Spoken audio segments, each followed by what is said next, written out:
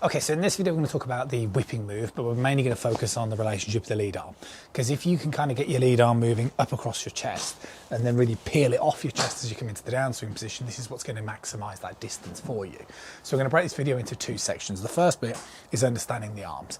A really good way to practice this is with a rope drop, as I'm going to sort of demonstrate here, and it's even better if you can tie yourself a slip knot because it goes right underneath the shoulder socket as I'm demonstrating. Now, if I hold the club right hand only and my left arm has basically become replaced by a piece of rope, the important thing inside the backswing position is a movement which is known as external rotation, which is basically the rotation of my upper arm like so. And the reason why this is important is because can you see the way that brings my left hand or the piece of rope to the side of my body?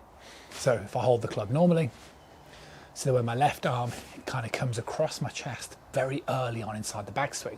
Now, one of the problems that I notice a lot of golfers when I first get the chance to meet with them, they don't do this enough, and therefore you don't get that degree of connection. That's the first thing. The second thing is all about rotation, and that's why I'm going to quickly use the hip stick, because the hip stick is a great trainer designed to give you the correct idea of rotation. So I'm going to hold the piece of rope, okay, like so, right hand only, and I'm going to place the hip stick, okay, behind me. So the point that I'm making is if that's the top of my backswing position like so, as I come into the downswing, what I want to do is I want to move my upper arm to the side of my body, but basically keep the rope nice and taut, okay, like so. Now if I want to hold on to this, I want to rotate.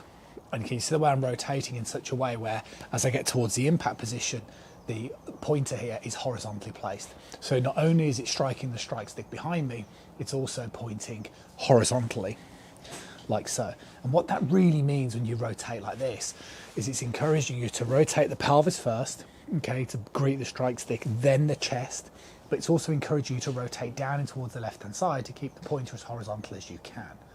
So the point I'm really trying to make is when I meet a golfer for the first time, okay, student online or face-to-face, what I often tend to notice is there are issues with both of those things, right? So the first thing is excessive bending, not enough external and not enough applying force outward. And then the second one is not holding it that way enough and rotating. And that's why I think the hip stick is just a fantastic trainer to do so.